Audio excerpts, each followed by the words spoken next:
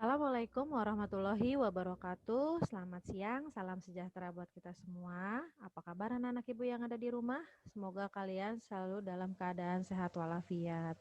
Oke, kali ini kita akan masuk materi masih tentang teks drama, tapi ini adalah pertemuan yang keempat dengan kompetensi dasar yang berbeda. Sebelum Ibu menjelaskan, ada baiknya kita berdoa dulu menurut agama dan kepercayaan kita masing-masing. Semoga apa yang disampaikan sama Ibu, kalian bisa terima dengan baik. Berdoa dimulai.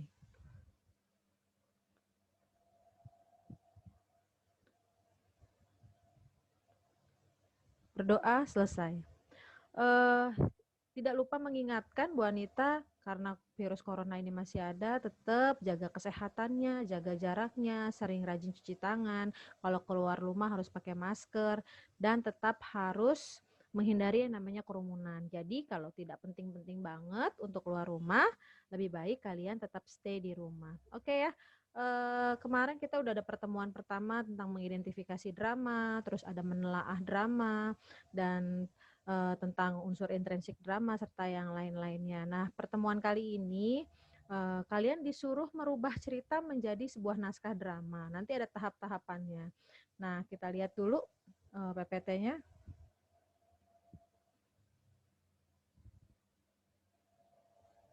Oke, kita lihat ada kompetensi dasar dari pertemuan kita yang keempat. Kali ini adalah menulis drama dengan memperhatikan kaidah penulisan dan orisinalitas ide dengan sistematis. Berarti kalian diminta untuk bisa menuliskan naskah drama sesuai dengan ide yang kalian punya. Berarti orisinal itu asli buatan kalian tanpa melihat dari Google ataupun media-media lain seperti buku.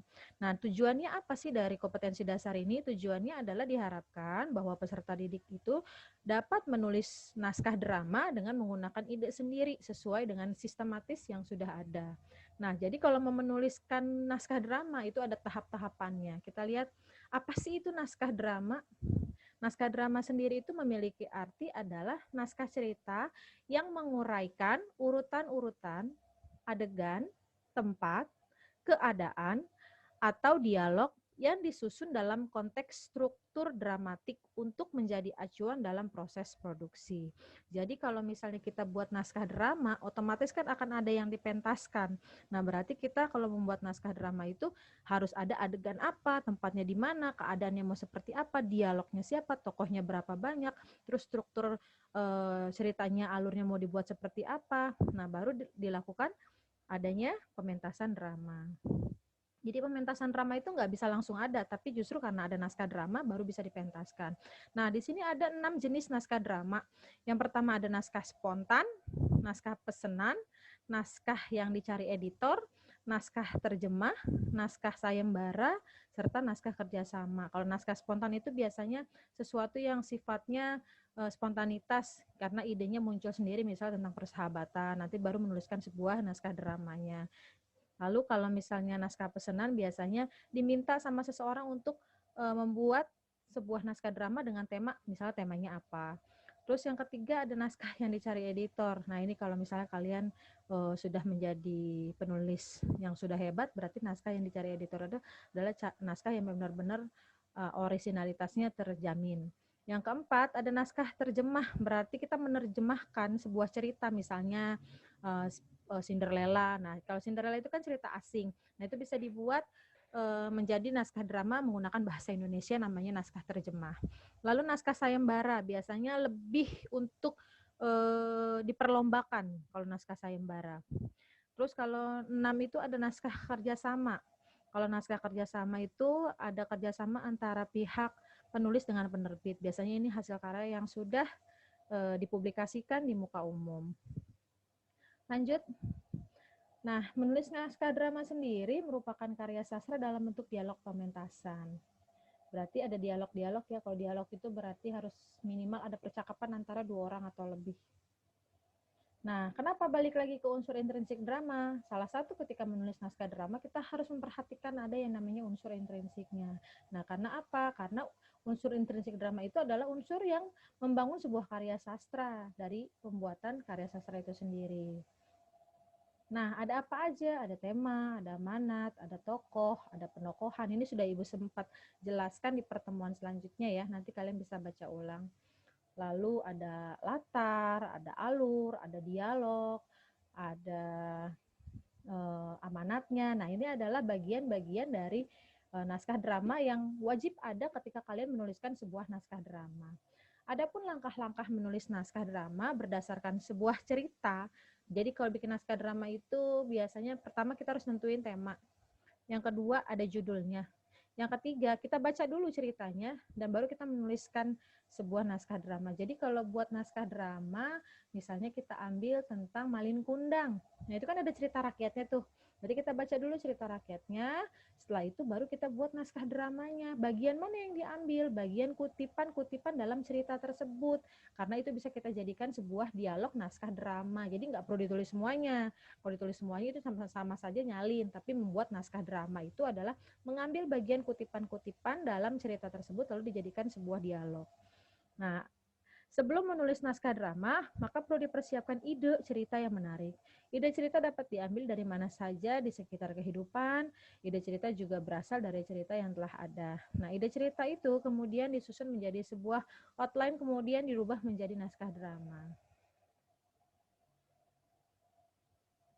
Lanjut, tadi kan ada langkah-langkah yang pertama adalah membaca dengan seksama cerita yang akan dirubah menjadi naskah drama. Nah, ini adalah hal yang paling harus ditemukan saat membaca sebuah cerita. Karena apa? Karena kalau kita udah tahu jalan ceritanya, berarti kita akan bisa bikin naskah dramanya. Pertama, berarti setelah membaca seksama yang kita harus temukan latar ceritanya ada di mana. Yang kedua, kita tentuin dalam latar tersebut, misalnya latarnya di perumahan. Nah, di perumahan itu tokohnya yang ada siapa saja dan sifat tokohnya itu seperti apa. Jadi itu poin yang pertama kali ditulis. Yang ketiga, menentukan karakter tokoh dalam cerita. Kan bisa menggambarkan misalnya tokoh misalnya Adipura, orang yang sangat baik, bijaksana, namun kesombongannya sangat luar biasa. Terus ada dramatik. Kalau dramatik itu biasanya kita bisa menceritakannya melalui tingkah laku tokohnya. Misalnya si Anis adalah anak yang periang dan juga sering misalnya si Anis adalah anak yang paling ceria di sekolahnya. Nah, berarti kan itu udah percakapan atau tingkah laku ya. Terus dia juga disukai oleh bapak dan ibu guru di sekolah. Nah, itu namanya mengemukakan atau menentukan karakter tokoh. Lalu yang kedua adalah mencatat dialog atau percakapan yang terdapat dalam cerita. Misal, maaf saya sangat menyesal lampu itu terjatuh sendiri ketika saya senam pagi. Itu kan tanda kutip tuh. Kalimatnya terpotong. Kemudian ia menghambur ke kamar. Ia menunggu suaminya masuk ke kamar. Saya menyesal, kata Sumini lagi. Mencoba menekan perasaan sampai wajahnya basah bergetar, menahan gejolak. Sesaat keheningan melayang sangat tajam. Kemudian terdengar suara Suseno yang dingin, penuh kepercayaan. Peristiwa ini tidak usah dibuktikan, bukan? Tidak usah diributkan, bukan? Berarti tokohnya ada siapa? Tokohnya di sini ada Suseno. Terus ada Sumini. Berarti dalam cerita ini ada Sumini sama Suseno. Nah, Sumininya adalah Sumini titik 2. Maaf, saya sangat menyesal lampu itu terjatuh sendiri ketika saya senam pagi. Nah, berarti itu merubah sebuah naskah cerita menjadi sebuah dialog. Berarti kita mengambil hanya tanda kutipnya aja dalam setiap cerita. Lanjut, yang ketiga, mengubah dialog atau percakapan yang terdapat dalam cerita tersebut menjadi dialog atau percakapan dalam naskah drama. Yang tadi tuh, berarti kan Sumini masuk ke dalam ruang dengan mata terbelalak dan napas tertahan. Maaf, saya sangat menyesal. Lampu itu terjatuh sendiri ketika saya senam pagi. Kalimat tidak diteruskan, kemudian lari ke kamar. Berarti secara nggak langsung dalam naskah tersebut atau dalam cerita tersebut, itu sudah ada hal yang harus dilakukan sama si tokoh tersebut dan itu tidak boleh dihilangkan. Lalu yang keempat, mengubah latar menjadi latar drama.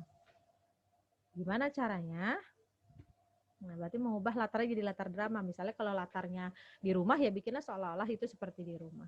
Yang kelima, menulis naskah drama, rangkaian tokoh, latar, dan dialog yang telah ada dibuat menjadi sebuah naskah drama agar tidak membingungkan. Buatlah terlebih dahulu kerangka ceritanya. Apa aja tahap perkenalan tokohnya, tahap pertikaian, berarti ini sama aja dengan alur. Tahap klimaks, peleraian, dan bentuk penyelesaian dalam permasalahan di naskah drama itu seperti apa. Jadi ketika kita baca buku atau buku cerita, berarti kita cari dulu nih tahap perkenalan permasalahannya itu munculnya karena apa.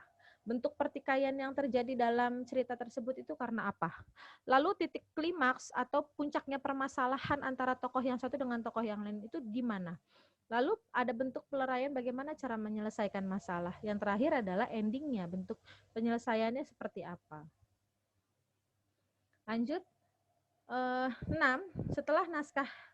Setelah naskah drama telah siap, maka tentukan judul drama yang menarik. Jadi kalau kita sudah siap itu berarti kita menentukan judulnya.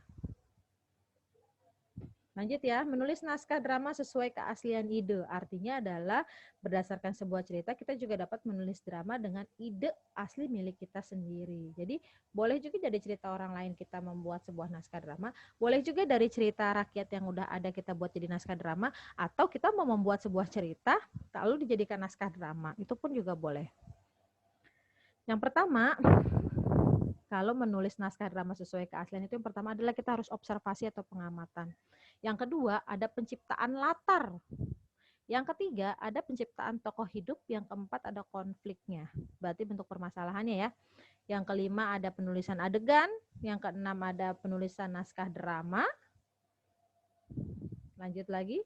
Kaidah penulisan naskah drama yang baik adalah memahami langkah-langkah menulis drama baik berdasarkan cerita atau ide asli, maka perlu dipahami kaidah penulisan drama yang baik.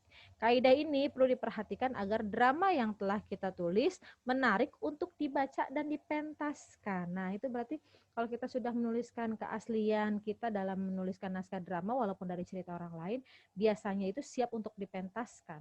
Atau jadi hal menarik ketika orang itu melihat naskah drama yang kita rubah, sebuah cerita yang kita rubah menjadi naskah drama dan dipentaskan, itu bisa menarik perhatian orang banyak. 1. Kalimat dalam naskah drama berupa kalimat langsung. Contoh, mengapa kita harus pergi bersama-sama? Bagaimanapun kita harus menunggunya bersama-sama. 2. Sebelum petikan langsung diawali dengan penulisan titik 2. Jadi sebelum ada kalimat ini harus ada titik 2 dulu nih. Arman titik 2. Mengapa kita? Nah, berarti di sini harus ada tanda kutip nih.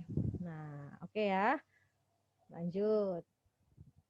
Yang ketiga, keterangan atau cara memerankan atau ekspresi tokoh ditulis di antara tanda kurung yang kemarin Ibu bilang namanya keramanggung, adegan yang harus dilakukan. Dan ditulis dengan huruf kecil tanpa titik atau berawal huruf besar tanpa titik. Contoh, mendorong lemari yang menghalangi pintu. Duh, berat sekali. Nah, ini namanya keramanggung. Berarti adegan. Jadi setiap cerita pasti ketika ada tanda kutip sebelum ceritanya, biasanya ada kalimatnya dulu. Nah, ini yang kita bisa jadikan namanya keramanggungnya, baru ceritanya. Berjalan menuju tempat tidur. Sebentar, barangkali di sini ada tali. 4. Deskripsi tempat dan suasana ditulis seperti kalimat pada umumnya. Contoh, pentas menggambarkan sebuah ruangan kamar tamu, ada beberapa meja, misalnya di sekolah ada 4 remaja bernama Dina, Dini, Dunu, Dene misalnya. Mereka berempat adalah sahabat sejati. Namun di tengah perjalanan persahabatan mereka, nah berarti itu ada nama deskripsi tempatnya. Di kantin mereka sedang menunggu temannya yang bernama siapa misalnya. Nah itu dikatakan deskripsi tempat. Oke ya, jadi kalau cara merubah naskah drama dari cerita adalah kita baca ceritanya, lalu kita mencari bagian kutipannya, lalu kita rubah menjadi sebuah dialog yang dimana ada keramanggung, ada tanda kutipnya, ada tokohnya dan lain-lain sebagainya. Jadi setiap cerita itu pasti punya pesan juga yang ingin disampaikan. Nanti di akhir cerita kalian menyampaikan pesan apa yang sudah tertuang dalam naskah drama yang sudah kalian buat. Oke, gitu aja penjelasan dari Bu Anita. Mudah-mudahan sedikit apa yang Ibu sampaikan bisa kalian terima dengan baik. Jadi nanti kalian boleh nyari referensi dari buku cerita, boleh searching tentang malin kundang, atau misalnya tentang bawang merah bawang putih, atau misalnya boleh juga tentang Beauty and the Beast yang terjemahan dan lain-lain sebagainya. Nanti kalian baca ceritanya, lalu kalian coba mengubah sendiri menjadi sebuah naskah drama. Ya, oke, terima kasih buat hari ini. Mohon maaf apabila ada kesalahan. Sampai ketemu di lain hari. Ketemu lagi kita nanti masih teks drama ya. Mudah-mudahan sedikit penjelasan Ibu bisa kalian pahami dengan baik. Oke, terima kasih. Sampai ketemu lagi sama Bu Anita dan Pak Zulkarnain serta guru bahasa Indonesia yang lain. Jangan lupa selesaikan tugas-tugasnya yang belum selesai. Terima kasih. Assalamualaikum warahmatullahi wabarakatuh.